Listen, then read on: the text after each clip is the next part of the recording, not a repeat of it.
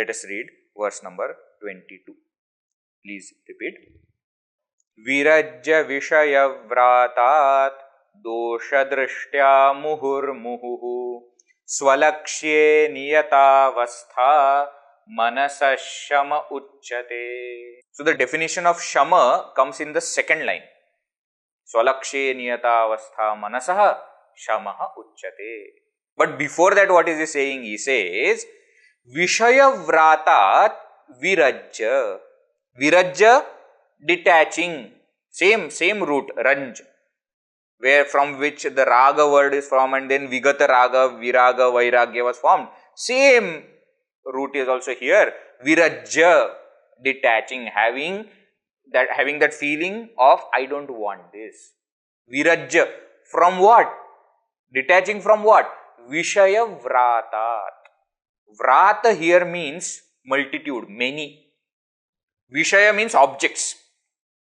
From many objects, from these sense objects of the world, virajya, detaching from them. Vishaya vratat virajya. How? Dosha drishtya. By this dosha drishti. Dosha drishti just now we have seen. Fault finding vision. Or pratipaksha bhavana. Understanding the other side of it. Other side of it, what harm it has on me. Such kind of desire, such kind of hankering, such kind of passion. What does it do on me? What toll does it take on me? Dosha drishtya, by this fault finding vision. How? Muhu muhu. Muhu muhu means what? Muhur muhu means what? Again and again.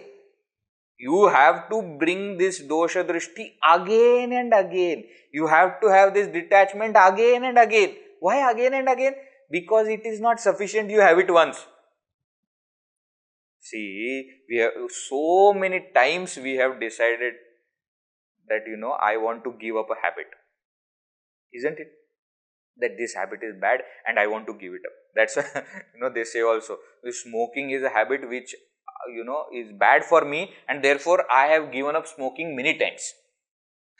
You have given up smoking many times means what? Every single time that I give up, I start it again. Then again I give up. Then I again start it.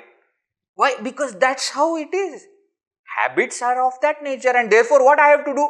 Again and again I have to bring this dosha drishti. Again I have to see the faults in it, and again I have to develop that detachment towards it. That is what is required. Muhu muhu, again and again, dosha drishtya, through this fault finding vision, vishaya vratat virajya, detaching from the multitude of objects.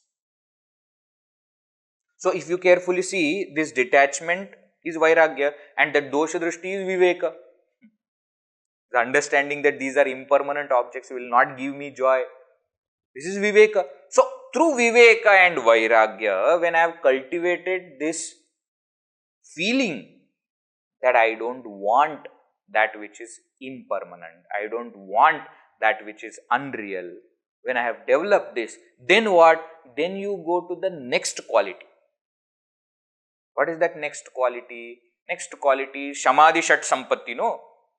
Viveka, Vairagya, Samadhi Shat Sampatti. Now in that Samadhi Shat Sampatti, the 6 inner wealth, the first one is Shama. What is that Shama? Shankaracharya says, Swalakshye, in one's own goal. Swa, one's own. Lakshya, goal. Swalakshye, Saptami Vibhakti, in one's own goal, Niyata avastha. Niyata means firm. Avastha means abidance. Manasaha, of the mind.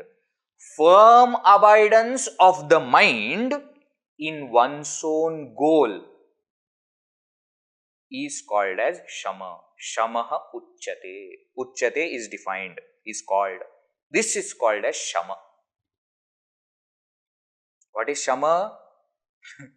To firmly establish our mind in our own goal.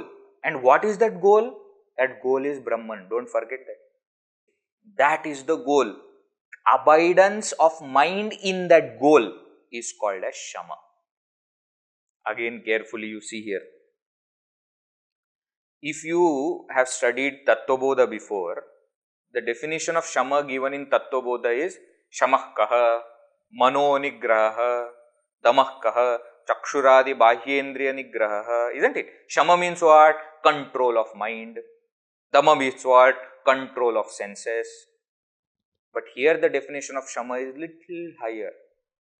Control of mind is not just said as controlling the mind, but is saying that that controlled mind should be placed in your own goal. That is called as Shama.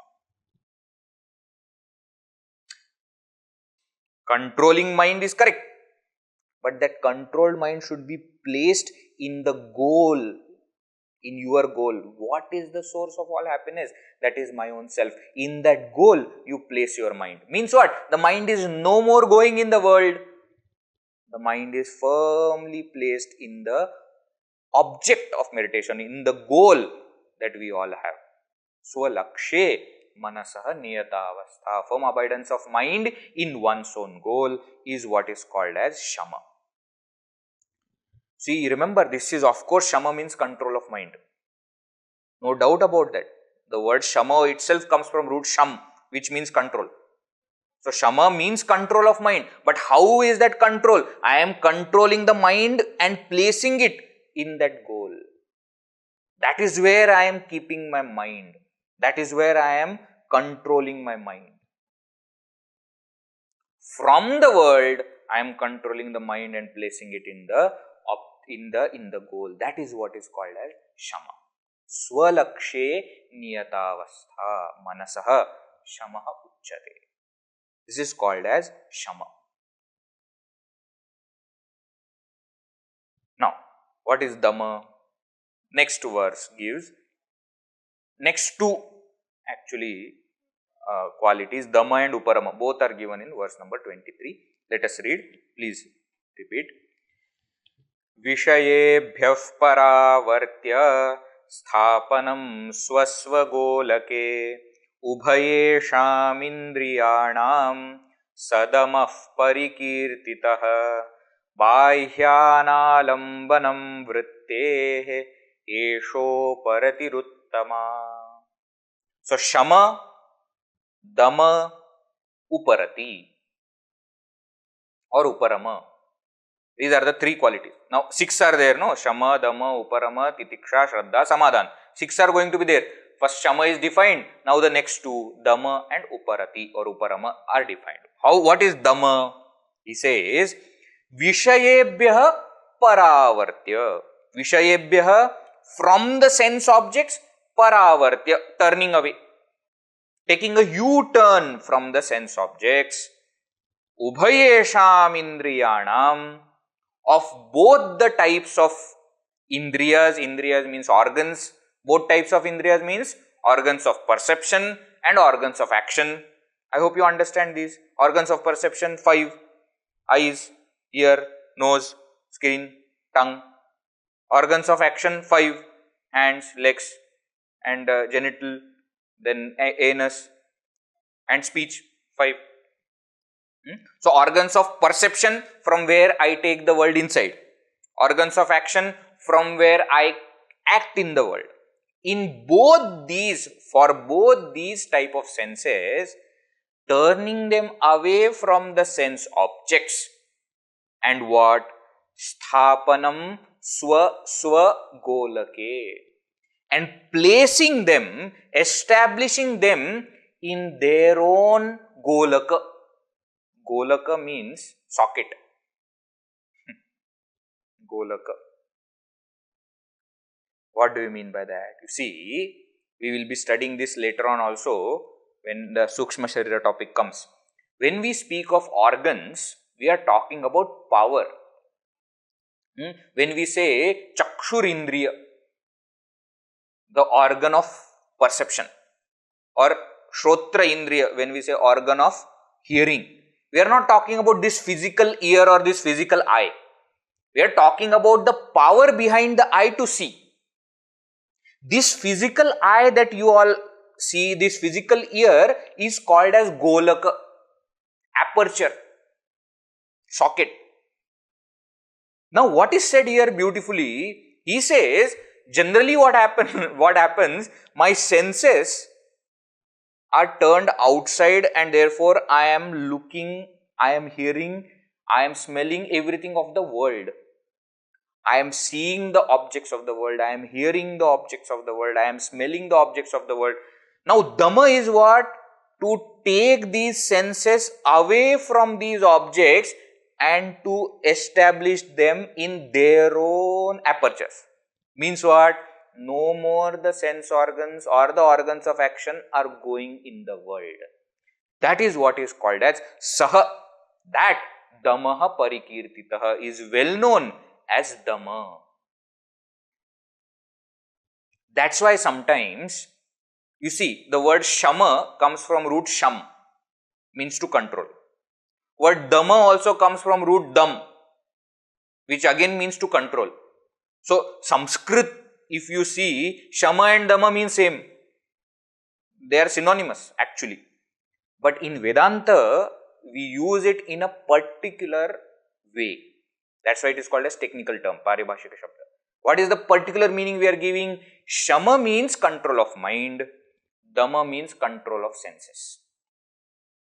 Or in other words, Shama means control of mind on the level of mind, Dhamma means control of mind on the level of senses. Careful, understand the difference clearly. Either you can say Shama means controlling the mind and Dhamma means controlling the senses.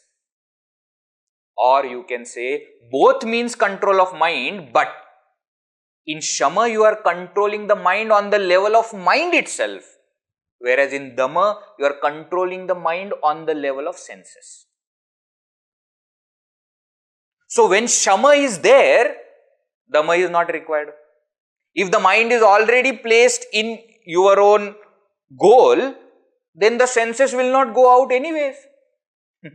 So then Dhamma is not required. But when Shama is not there, Dhamma becomes important. Suppose you don't get angry, very good. But suppose you get angry, then Dhamma is required. Then keep your mouth shut. Anger is there, so Shama is not happening, but still Dhamma I have to, anger is there, but I have to control on the level of senses. You understand the difference? So, Shama means controlling the mind. The anger does not arise. Then Dhamma is not required. Then I don't have to say, keep quiet, no, because anger is not arising. So, when Shama is there, Dhamma is not required. But when Shama is not there, Dhamma becomes more important. When you cannot control on the level of mind, you have to control on the level of senses. We say, no, you keep your both hands, crossed and keep your finger on your mouth. Means what? Don't do anything with hand and don't talk. Why? Because when you are angry, when these two hands are free and your mouth is open, you will only make mistakes. On the level of senses, we say, shh. Now, this is what is called as Sthapanam Swasva Golake. You keep mouth and keep hands where hands are there. Don't let something else come in the hand. Don't. Keep your senses in their own respective sockets. That is called as Dhamma. See how beautifully Shankaracharya is explaining. He could have easily said, no, if you see Tattvabodha definition is what? Shamakkaha, Manonigraha, control of mind, Dhammakaha, Chakshuradi, Bahyendriya Nigraha, controlling the outside senses. But this is Vivekachudamani. Philosophy married to poetry. You see poetry coming out. He says, Vishayebhyah paravartya. Paravartya, he says, turning away from the sense objects. Sthapanam swasva golake. Establishing in their own sockets. What? Ubhayesham indriyanam. Both the types of organs. Sadamaha parikirtita. That is well known as Dhammaha. We have famous Shruti, famous quotation from Kathopanishad. Paranchikhani vyatrunat swayambhu. Tasmat parang pashyati na antaratman. Kaschiddhiraha pratyagatmanamaikshat. Avritta chakshuhu amritattvamichan. In Kathopanishad, the knowledge is given when it is said, Paranchikhani, all our senses are outwards.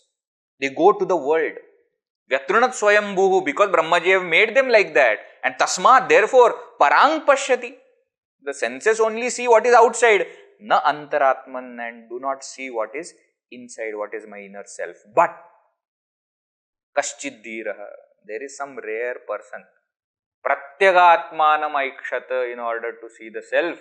Avritta chakshuhu, he turns these senses inside.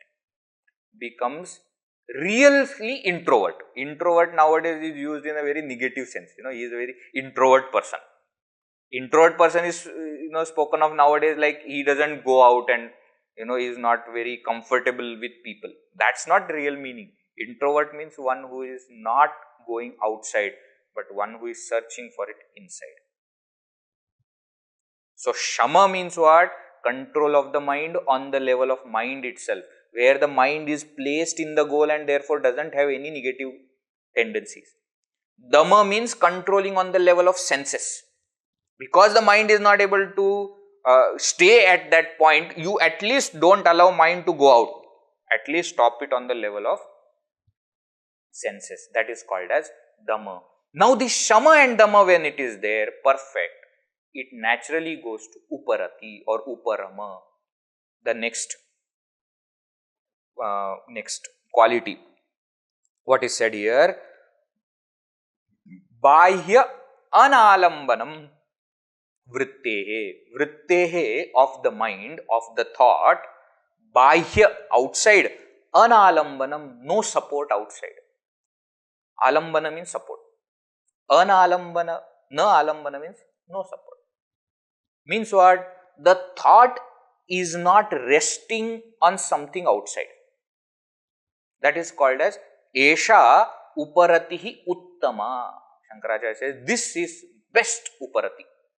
See, Uparama or Uparati both mean same. Both comes from root Ram. Ram means to revel. Uparama means not to revel. Opposite. See, Rama, Ram dhatu, no? Ramaman, we say, no? Ramaman hona. Reveling. Uparama means not to revel. So, Shama means control of mind. Dhamma means control of senses. Uparama means mind which is not reveling in the world of objects. Effortless withdrawal is what is called as Uparati. Shama, control of the mind. Dhamma, control of the senses. Uparama or Uparati, effortless withdrawal, where the mind is no more taking support of the world of objects. Means what? The thought is not going out and resting it in the world of objects. It is effortlessly withdrawn from those objects. That is called as Uparati. Esha Uparatihi Uttama. Non-reveling, total disinterest. So, actually when Shama and Dhamma are complete, Uparati is natural. You don't no more enjoy it. See, often we say that, Veji, my mind gets distracted because the objects are like that. You see, TV is like that, no? When it is playing, how can you not see? Arey, my dear, but when your child is seeing something, you don't see. The child is enjoying the cartoon, you have total disinterest towards it, and therefore it doesn't distract you. Suppose cricket match is being shown on the TV, that is because you like, therefore in between study, in between the work also you keep looking at it. Suppose the TV is playing something which you have no interest for, news channel etc., some boring stuff they are talking, or some serials etc. they have put where you have no interest, then you don't have to put efforts. No, don't see, okay, no focus, not required. Why? Because I am not interested in it. Even if they give me for free, I don't want. If that is how we are, then it is what? Effortlessly withdrawn. Then Shama, Dhamma, nothing is required. You see, no control of mind, no control of senses. Why? Because you don't have interest now anymore. Okay, so that mind which is totally disinterested towards the pleasures of the world. That state of mind is called as uparati or uparama, effortlessly withdrawn. Often, whenever this Viveka, Vairagya, Shama, Dama, Uparati, etc. is spoken of, we always ask this question, how to control the mind? The world is so enchanting that the mind goes towards it. How to control it? Such question was asked to Tukaramji, Sant Tukaram, no? Great saint from Maharashtra. Some seeker asked that, how do you keep your mind in God? Because our mind always remains in the world, How do you keep your mind in God? And Tukaram Maharaj said, how can you not keep your mind in God? That you tell me. How do you not keep it? It is so beautiful, so enchanting. Sundarate dhyana ubhe vitevari kara katavari theuni. How can you not have love for it? How can your mind not rest there in that beautiful form of Vittala? We're standing on that brick, keeping both his hands on his, vest, waiting for the devotee. How can you not keep your mind in that God? Once what happened, Naradji wanted to see that this Bhagavan Krishna, Bhagavan Vishnu always keep praising Gopikas. What is so special about these Gopikas?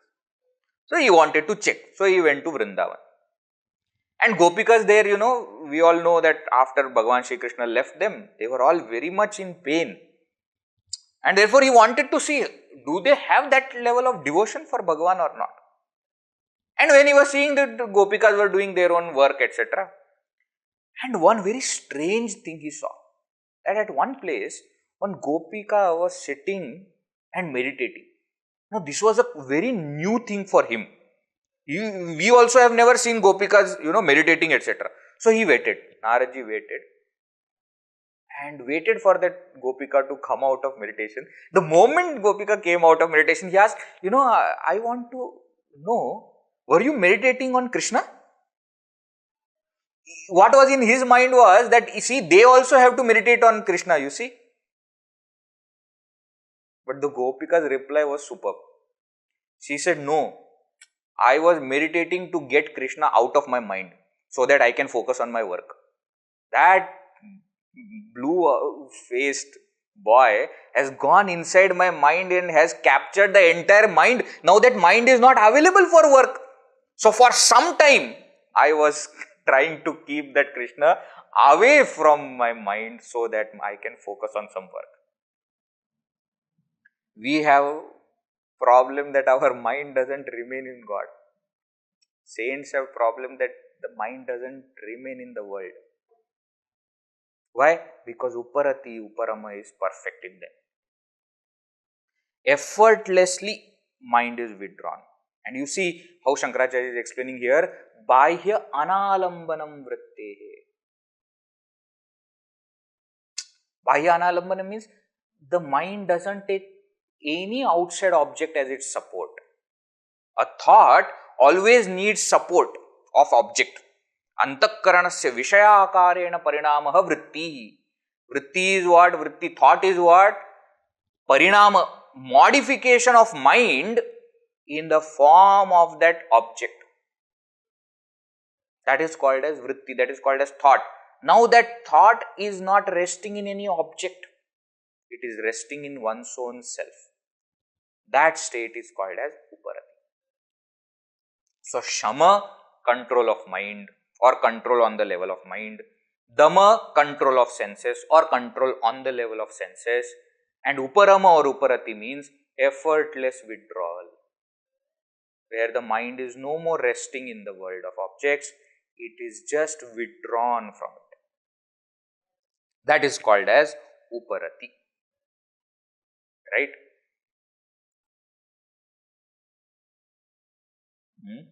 And here the definition of Titiksha which is there given by Shankaracharya is the best definition. You cannot get better definition of Titiksha than this. Right? Let us read. Please repeat verse number 24. Sahanam sarva dukkhanam apratikara-purvakam chinta vilaparahitam satitiksha nigadyate. Beautiful. Satitiksha. That is called as titiksha. Nigadyate. Nigadyate means called, explained. What is that? He says, Sahanam sarva dukkhanam. Sahanam. Sahanam means to endure. Endurance. Forbearance. Of what? Sarva dukkhanam. Of all sorrows, all troubles, all discomforts, all pinpricks of life, as Gurudev would call.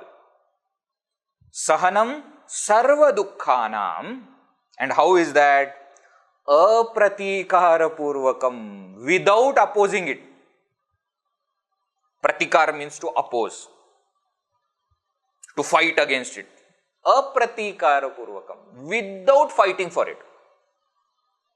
Not that, I fought for it, but I could not do, therefore I give up. No. Don't put that effort only in fighting. Apratikara-purvakam. Why are they saying like this, you see? If today I am happy, there will come a time when that happiness will go and sorrow will come. Even that sorrow will not remain permanently. Even that sorrow will go and joy will come. So when I know that the sorrow is not going to remain permanent, if it has come, it will go, why to oppose? As long as it is there, forbear it. See, because we will never be satisfied. Never will come a time when everything is perfect. It doesn't happen. It doesn't happen. We go to a new place and we start staying there, and then bed, etc. We find some discomfort, etc. Then we start to shift few things. Then the fan is very interesting because either it is on absolute low or full. There is nothing intermediate speed, and we always want that intermediate speed only. Over number one, on one fan is too slow, and on two it is too fast. Now somewhere in between we want, isn't it? We sit on chair, it is too low. Okay, you take it up. Now it is too high. See, these pairs of opposite that we have in life, they are always going to remain there. With food also same thing, or no? Either it is too spicy. What is this? There is no spice at all. What do you want? No, I will tell you. Only this. Then you cook. No, I don't want to. Always there will be something like this. If something is fine, something else will not be fine. You all are more experienced than me. When you have maid at home, no? Oh, never you are satisfied with the maid. Never. It is not possible. If she cleans well, then she doesn't do something else properly. If she does one thing nicely, another thing is not done nicely. If she puts the bed sheet correctly, then she forgets to put it inside. Something or the other will keep happening. Now, if for all those little things, we start getting angry, we start reacting, we start to correct everything, our whole life will go in that only. What is the purpose of life? Don't forget that. What are we supposed to do?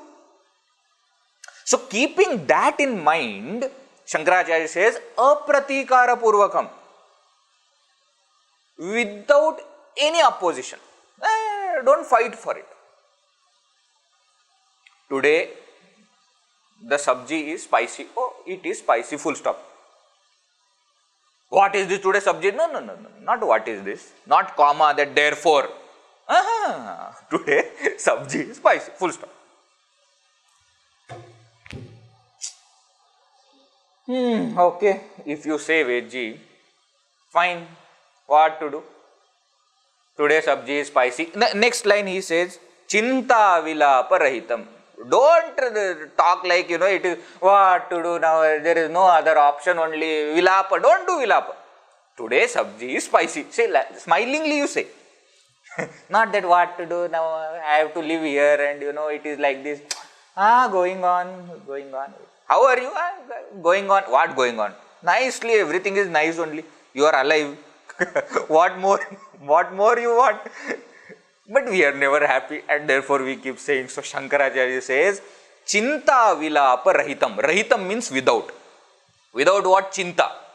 Chinta means worry, anxiety for the future. I don't know how it will happen. No, now everything is fine, but what if tomorrow? And that we will see tomorrow.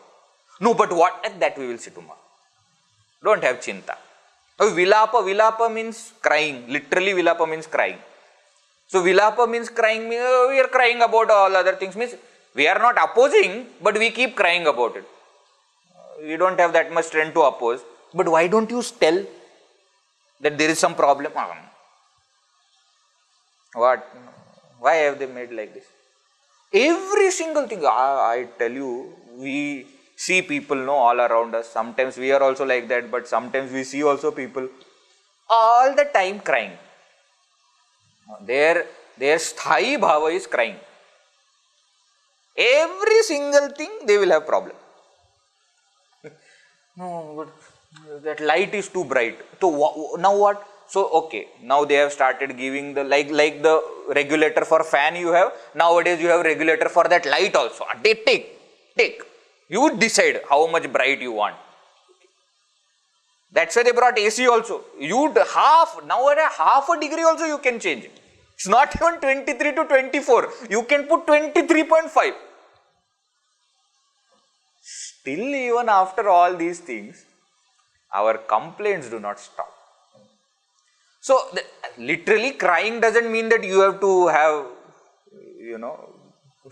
you should start crying means a lot of, no, not required. Complaints is also crying only. We say nagging all the time saying, that is called as chinta vilaparai. Shankaracharya says, without all that, sahanam, you go through that sorrow. So, because by complaining, the situation is not changing. You should see, nowadays though everything is online, no? So you all are sitting in your own home and so you are adjusting your fan, etc. But when there are sessions happening and everybody is sitting, so that fan will be there, somebody will be, putting shawl, etc. and somebody will be, same fan, same hall.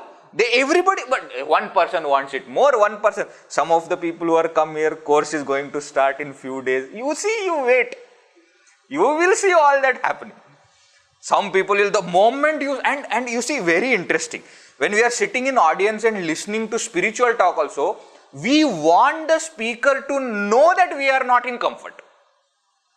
And therefore, but why? What is the problem? With handkerchief, how much air will come? And if already it is hot, how much are you? No, but in front of the speaker. Why? Because they should know what is this. What? Then Pavam, Swamiji also feels bad and Swamiji says that decrease that fan little bit or increase that fan little bit. The moment you put increase, the other person removes shawl from the bag and starts putting shawl. What will you do? What will you do? See, those things are always going to remain. It is not that if I start complaining, the things are going to be better. No. If I say, oh, so much hot it is, so what? The temperature is going to reduce? No.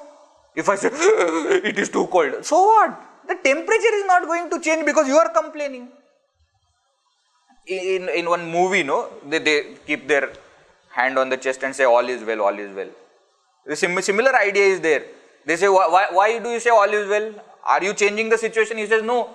But you get strength to face the situation, no? That is what is important. Anyways, the situation is not in your hand. This Gurudev will say, these are called as small pinpricks of life. Pin is pricking, no? Little pin, your body is so big, little pin doesn't create any problem. But we immediately, that much pin is not pricking. So little pin pricks of life, you accept cheerfully. That cheerful acceptance is called as titiksha here. See, titiksha, the word comes from root tij. Tij means kshamayam, to endure. Actually, the word kshama also in Sanskrit, it is in the meaning of kshanti, not shanti, okay? Kshanti. Shanti means to endure. Many times we use the word kshama means to forgive. But it is not just in the meaning of forgive, but it is forgive and forbear. That forbearance is the meaning of this titiksha. Cheerfully accept, not gleefully. Je chinta vilapa rahitam is said by Shankaracharya. Don't forget that. Not that accept the situation. Now what to do? I have to accept. Not like that. Cheerfully accept the situation. Now it is like that. Today it is raining. Very good. Tomorrow it is very hot. Very good. Why? Because by complaining the situation is not going to change. But when you stop complaining, your mind is free. That is what is required, isn't it? When the mind is free of all such things, then it can think about something higher. Actually, these qualities that we are seeing, Samadhi, Shat, Sampatti, are very closely associated with meditation. Shama, Dama, Uparama is very much required in meditation. Control of mind, control of senses, effortless withdrawal. Now, in meditation, this titiksha is also very much important. Gurudev will dramatize this. That suddenly, that husband in the family suddenly declares, hey, all of you come here. What? From tomorrow morning, I am going to meditate. 6 o'clock sharp. Looks at wife and says, so therefore, no sound should come from the kitchen. Tomorrow is Sunday, no need of early breakfast. Don't go to kitchen and create any kind of sound. I am going to meditate. And gets up also next day, dot, so that 6 o'clock can meditate. Closes the door. Before closing also looks out and says, hey, now I am going. Don't disturb. Sound should not. Wife also kitchen. Now I am going inside. Closes the door. Nice asana is there. Sits. So Gurudev would say, Hari Om, Hari Om, Hari Om, Hari Om. He starts to meditate. The moment he starts, he feels that some discomfort is there where he is sitting. So he takes one extra pillow to support. And again, Hari Om, Hari Om, Hari Om. Fan is not proper. He gets up, increases the fan. Again sits down. Hari Om, Hari Om. Now the fan is too fast. Again gets up. Again changes. Like this it keeps on happening. After some time he also thinks that some sound is coming, some cutlery. Maybe my wife is making coffee. So I think I should drink coffee and then meditate nicely, with all that. And remember in the kitchen, wife is terrified. So she is not making, so even if she wants to keep something on that cabinet, she is keeping like this because sound should not come. Otherwise this fellow will come and pounce on her. And suddenly everybody hear that the door is opening. 10 minutes also are not over. Okay. The fellow went inside. And the door is opening. Now everybody comes there to see because they don't know what is going to come out. Suddenly one aura, etc. also may come out. Everybody is waiting and the fellow says, excuse me, are you making coffee? I'm thinking that I will have coffee and then meditate. My dear, there is no problem. There is no discomfort actually from the world. The discomfort is in mind. And when you accept it in mind, the outside discomfort doesn't matter at all. Because remember, what we are calling as discomfort is luxury for some other person. Carefully, this point is very important. What we are calling as discomfort is luxury for somebody else. They often say, no, I was complaining about my shoe till the time I saw a person without leg. You have legs. So rather than being thankful about what you have, if you start complaining about what you don't have, it will only create one thing, and that is disturbance in mind. Avoid that. So titiksha is that ability to forbear these pairs of opposites, these little discomforts in life. That is called as titiksha. See, you travel by car, bike, etc. A bumpy road also, if shock absorbers are good, then you don't feel much problem. This titiksha is shock absorber for life. If you have that titiksha well, then any problem, any difficult situation comes, we go through.